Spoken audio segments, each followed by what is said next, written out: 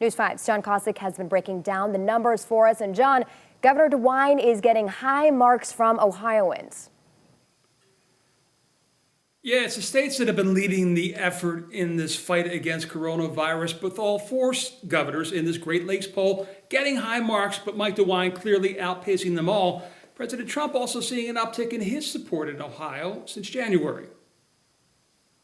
The Baldwin-Wallace Great Lakes poll surveyed voters in Ohio, Pennsylvania, Michigan, and Wisconsin. The results showed the president closing the gap against his yet-to-be-named Democratic opponent in 3 of the 4 states since January, Michigan the exception, while in Ohio he went from 5 points down to 1.5 points up. The poll was taken between March 17th and the 25th as the coronavirus crisis was escalating. Despite some of the early issues with whether he took it seriously or not, the bottom line is that as this data was being collected over the last week, people basically are giving him pretty decent marks, both in terms of his overall approval in the head-to-head against a Democrat, and even in how he's been handling the coronavirus crisis. Yes, while the president's overall approval rating is at 51% in Ohio, it's at 58% when it comes to how Ohioans view his handling of the crisis.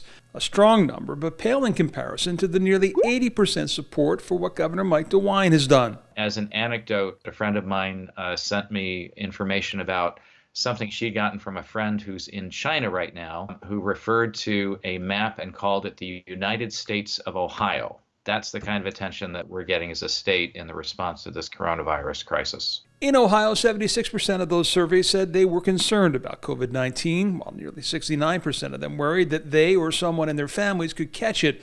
When it comes to the concerns of Ohioans in the presidential election, there are 2 that outpace all others, both tied to the current state of affairs, the economy and health care, with the latter likely to assume the top position. I think the economy is high. It's going to just increase, I think, in concern for people as we see people themselves or their neighbors, friends, family who are losing jobs as a result of this crisis. The United States of Ohio. Okay, John Kosick back out with us live now. John, the presidential race has really fallen on the back burner. That's a challenge now for both Biden and Sanders. They can't really campaign, can't hold rallies. As a result, there was a question in the poll, would either of them be handling this crisis better than the president is? And by a few percentage points, the answer for both was no.